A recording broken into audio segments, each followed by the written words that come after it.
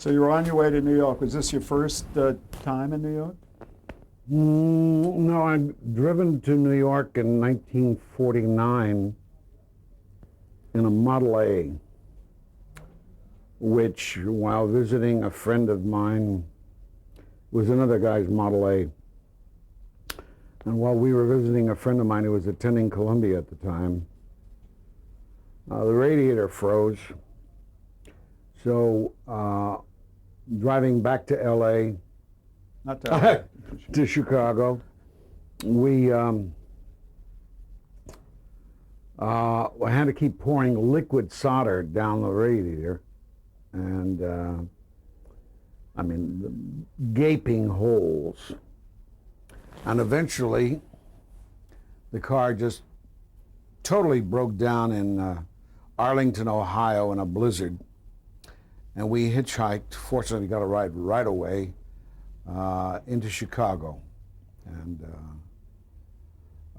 so I saw New York at that point. But you actually then were relocating to New York. Oh, I'm sorry.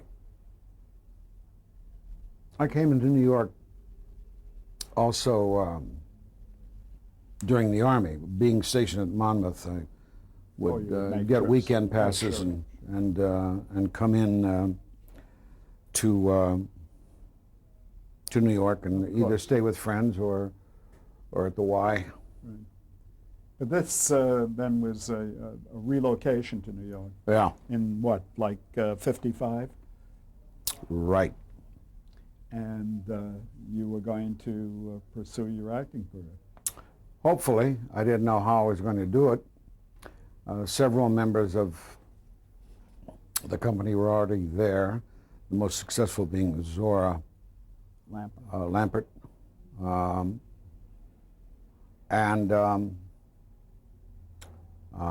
I just came to town with as many phone numbers as I could purloin, and as many photos as I could scrape together. I wish you had called me. I was a features editor of the Theater magazine and a member of the Drama Critics Circle at that point. I could have helped you. By 53? No, 55. 55, I mean? Yeah. Really? Yeah. So I could have been a big help to you. But anyway, Man. Now he tells me. How did you break through? Well, all I did was say I'm not going to get anywhere. I'll go study with somebody, and I tried Stella Adler for a short while and found that unsatisfactory. And eventually settled with Mira Rostova, who Zora was studying with. I loved her very much. I found her a great brain and heart of theater.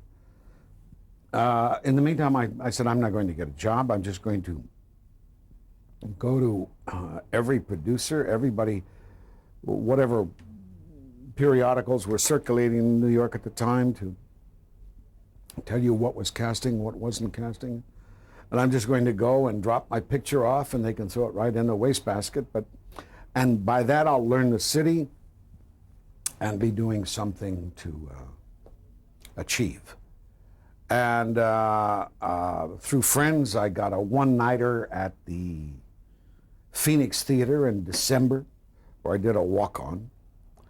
That was downtown, the Phoenix. Yeah. 14th Street or something? 12th Street. I think it was 12th. 12th and 2nd. And among the people I went to see, because we had done Threepenny Opera, a pirated version, in Chicago. The neighbors, I have to apologize for them.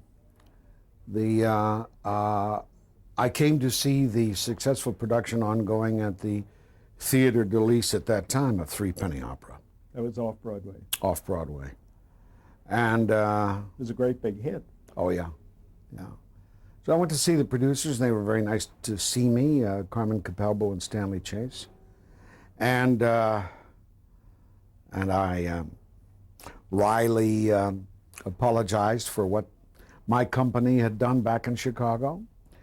And they were intrigued by me and thought that, yeah, they'll give me a call eventually. And very shortly after that, they gave me a call, but unfortunately, they needed me immediately to go right in when I was dedicated to doing this one-nighter at the Phoenix. And Carmen was very nice and said, don't worry about it, there'll be other jobs will come up, other replacements will come up. And in March of 56, another replacement arose. It was to be one of the gang members, Bob the Saw, who wanted to study Tiger Brown, the police chief. I went in and did the job, did the rehearsals for Tiger Brown, and then found out that Leon Janney, the Peachum of that time, was going to be leaving, and it was right after the Tiger Brown was leaving. And I bewailed this fact to Leon, and I said, oh, God. By the way, I had done a Eternal Light radio show with Leon somewhere in here. I can't remember exactly where or when. But he was a great guy. Fine actor. Yeah, wonderful voice. By the way, that Eternal Light, It's a religious program. a religious program on Sunday mornings. I went in, I did it twice, and the first time I went in, it was to be the sixth man through the door, so to speak. And the first 5 guys were Louis Van Rooten, Roger de Koven, Leon Janney, Norman Rose, and Alexander Scourby. I mean, the 5 biggest voices you could find in New York at that time. And I, as I described myself, this picture was number 6. But I loved it. And so I bewailed the fact that I was going to get stuck in the role of Tiger Brown when Peachum was my role. And Leon took pity. He was about to go on the road with silk stockings.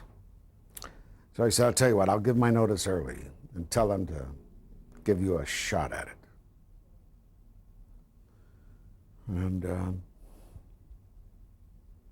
he did, and they did, and I ended up doing Peachum for the next 2.5 years, never feeling satisfied with my performance. Did you get reviews? Not that I recall. Because it was already a long-running show. Yeah. Do you consider that your real breakthrough in your career? Yes and no. It kept me alive for 2 years and 9 months, $65 a week before taxes. Look good on You your... were able to do television whenever it came up, as long as you gave them, I think, a week's notice, which was wonderful. And I worked my way up in whatever television there was to do. Yes. Studio One. What was your first television? Well, I started with the CBS Sunday morning shows, Camera 3, Look Up and Live, Lamp Unto My Feet. One of those was NBC, I believe. They were the Sunday morning shows. I did about 6 Camera 3s. Wonderful, wonderful piece of work. Those were sustaining programs. They weren't sponsored, I think. Probably not. Yeah. Was it a lot different working before television cameras than on stage? Just as frightening. Just as frightening. I did Dean Swift in 1.5 hour show, and it was the longest role I've ever learned. Pernell Roberts was playing Gulliver, both as the Lilliputian and as the Brobdingnagian. And I was Gulliver. And no, he was Gulliver. And I forget what I did. But I did the whole rest of the show, including Modest Proposal and everything else. Well, the show ended with me walking into a camera on a platform. And I had not rehearsed on the platforms at all. And I had gotten through the show error-free. And as the show drew to a close, I'm walking into this camera, and the platforms resonated.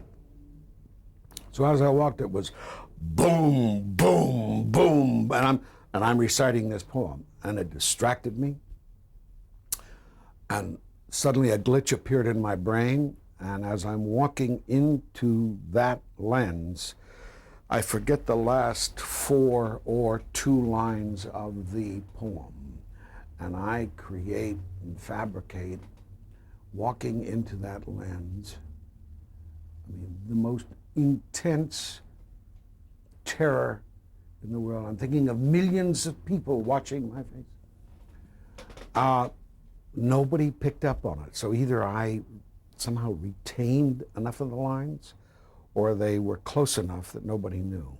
We should explain this was live television. Yes. And also your work on stage prepared you really for live television, in that you were used to working before live instruments. Oh, and falling on them. I have a history of falling off stage, and in Threepenny I did the classic, whereby normally Mrs. Peachum, played by Jane Cannell most of the time with me, would lead me around the traveling curtain, which she knew, into the wings after the first scenes, the second scenes finale, which she and I sang. And this one night her understudy was on, a much older woman, and she was a little nervous, so I played the hero and ushered her in the dark around the curtain. And either the curtain this time had come forward too far or what, but I minced my way across the stage and walked right off the stage, landed on my back on the bass drum of the orchestra, lost my gaiter in the process, and while I'm busy trying to find the gaiter and get it on and clamber up on stage before the lights came up, she's leaning over telling the orchestra, "It's Ed Asner." I finally got the gaiter, finally clambered up on stage just as the lights were about to come, got into the wings. Unbeknownst to me, at the time I came hurtling down, the trumpet player was tootling along, and he went, "Ugh!" The sax man said, "What's the matter?" He said, "Somebody stepped on my nose." The sax man said, "Get the hell out of here." They left. I broke his nose. I always have an effect. What'd you do for an encore? I took my bow. There was the time also where, because of the heavy Saturday night after a Sunday matinee, I was busy in my little cubicle, and after the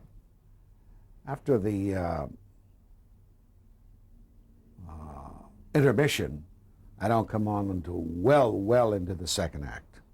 So I was sitting there in my little cubicle chair, legs crossed, dozing. And every time I'd hear a song, I'd wake up and say, "Oh, okay, I got a hot summer day." Finally, all of a sudden I feel Noam Pitlick, a wonderful director who just died. Yes. He was assistant stage manager. And he's saying, Ed, you're on!" I finished the first act with my vest open, my coat off, my hat off. I stand to my feet, flop my hat on, throw the coat on. I'm going to button the coat as I'm heading towards the stairs which lead down to the entrance of the stage. and I find out that my leg is horribly fallen asleep. Painfully. I cannot walk on it at all. And so I pull myself along on the racks over the aisle like this to the top of the stairs, and I realize too much time has passed. So I scream down into the blackness of the well at the bottom of the stairs. My first line, which is, "My name is Peachum." Tiger Brown is sitting, supposedly, in an open jail cell, which has been vacated by the escaped McKeith, bewailing the fact of how embarrassed he's going to be. From the darkness at the bottom of the stairwell, I hear the voice of the actor playing Tiger Brown saying, "Never mind, Ed, it's too late." He had walked off stage. The stage was empty. The stage manager then panicked and said, "Curtain, curtain, curtain." The curtains came to a close, and there was no second act finale. Well, I was the most mortified creature you ever saw. But you survived it. I survived. I have to ask you about your singing voice. You're not You trained. don't find me being asked to sing again, do you? I'm very proud of it, but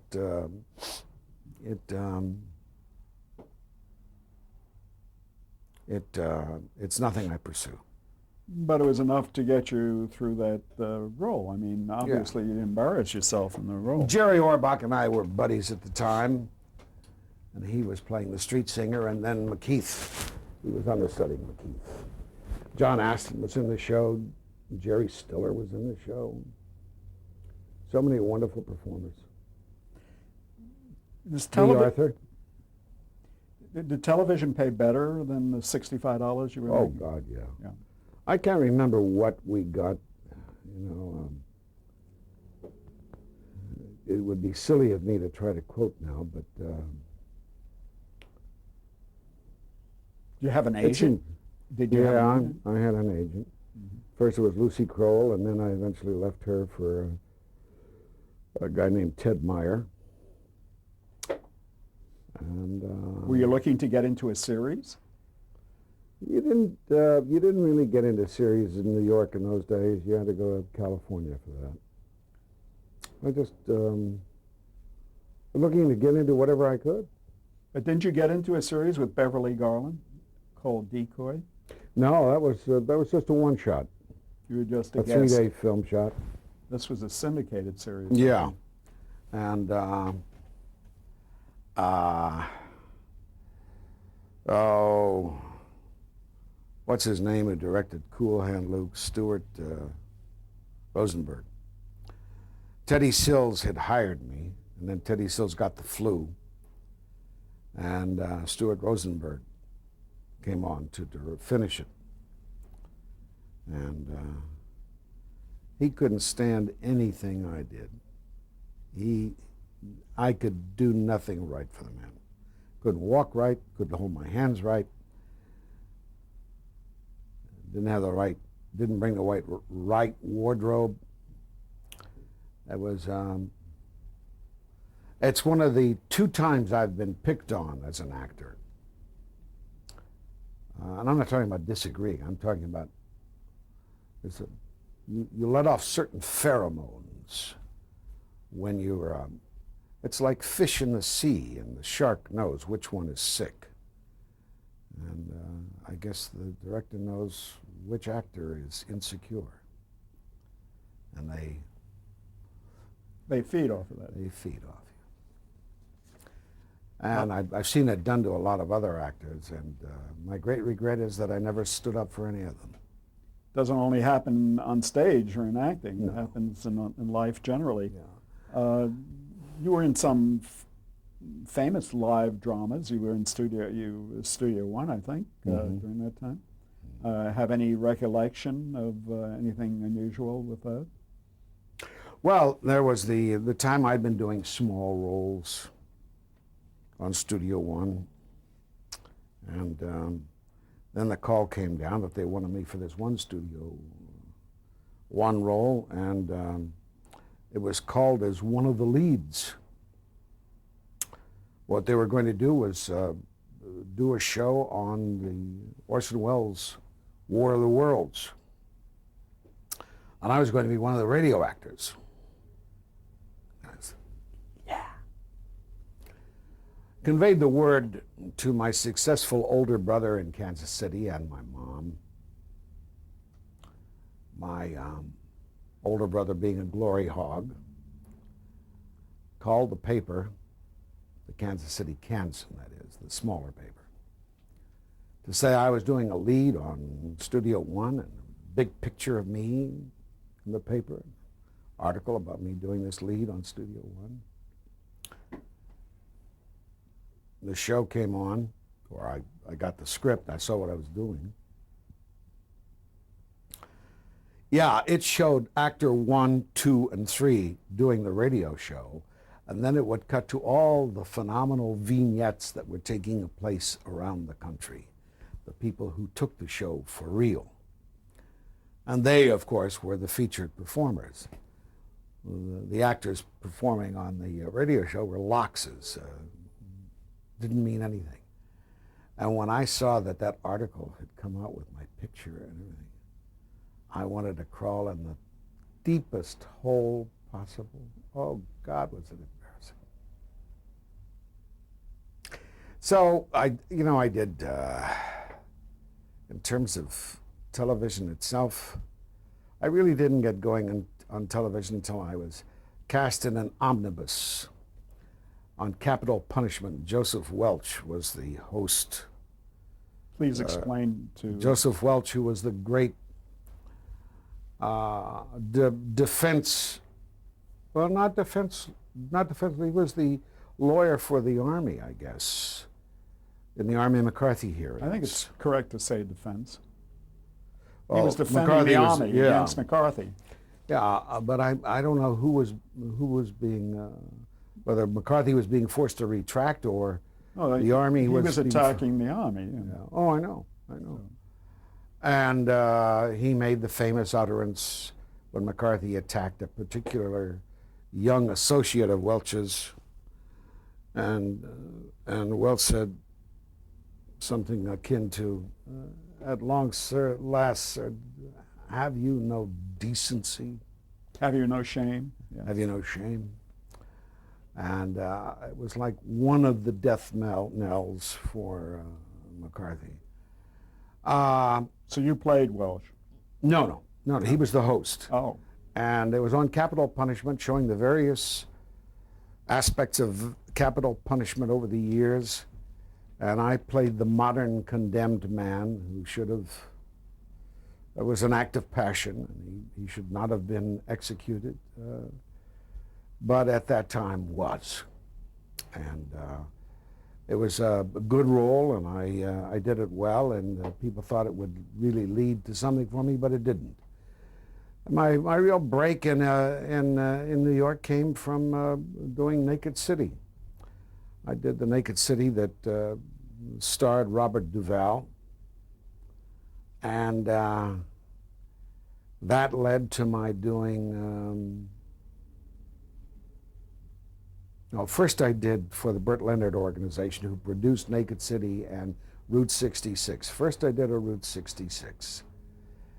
That was as an Israeli Nazi hunter who, with his partner Bruce Dern, is seeking out Lou Ayres in New Orleans or Grand Isle, Louisiana. It turns out that Lou Ayres is not the Nazi. No, he's the conscientious objector. Yeah. Better yet. So did that gig, and then in December got the call to do the Naked City, and I did that, and it turned out well. What part did you play there? Were you a heavy? No, I was Lieutenant Busty, who they were falling behind, so they needed to do. No, they weren't falling behind at that point. Just a another cop who gets shot with Paul Burke at his side, badly wounded, by Duval or Duval's gang. Then in March of 61, they came to me again and said they'd like to send me to California and do an episode out there with Paul Burke in that same character, because they were running behind and they were sending Horace McMahon and Harry Belliver to New Jersey to do another episode, do 2 episodes in 1 week. So we shot a half-day departing out of New York and then filmed the rest of it in L.A. And it was an episode involving Frank Sutton of Gomer Pyle fame and Bobby Blake as 2 brothers who had committed a murder. And they were the wards of Marty Balsam, who was also their lawyer. And he gets them, he's defending them in court. And Paul and I are the detective, the extradition bit. And while they're processing the extradition, one of them grabs a gun, shoots his way out, and I get hit again. And they eventually, one of them gets killed and the other gets apprehended. Amazing, you can still remember all of that. Well, it was a very meaningful show for me. And from that, being out here, I went and saw people. But before you do that, tell me about that, if I may interrupt you, just with 2 things, quick things. In that first Naked City, was Sylvia Sidney a female lead? Yeah. I think that was her first reappearance in many years. And she's still going strong, I understand. Unbelievable. And did you also at one time do an Insight program and play God? Oh yeah, that's after I came to California. Oh, that was after you came to Yeah. California. Yeah.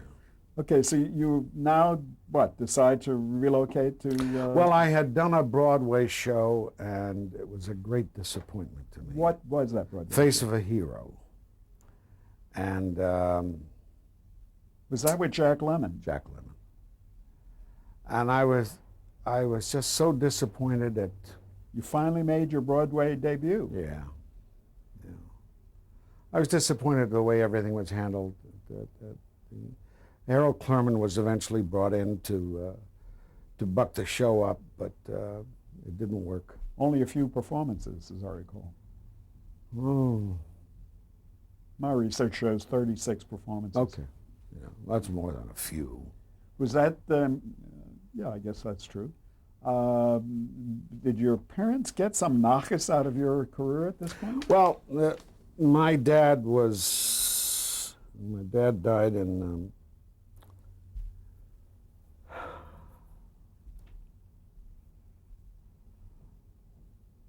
57, and the only time he had really, he saw those Sunday morning shows on television. The only time was when in Chicago I asked him and Mom to come up, and they came up when I was cast as Rabbi Azrael in the Dybbuk. And I was in charge of the cleanup crew at the theater. My dad was so Orthodox that when they came, Mom brought packaged chicken and everything for him to eat while they were in the hotel. So they were very pleased with my performance as the aged rabbi. We have to pause here, I'm sorry.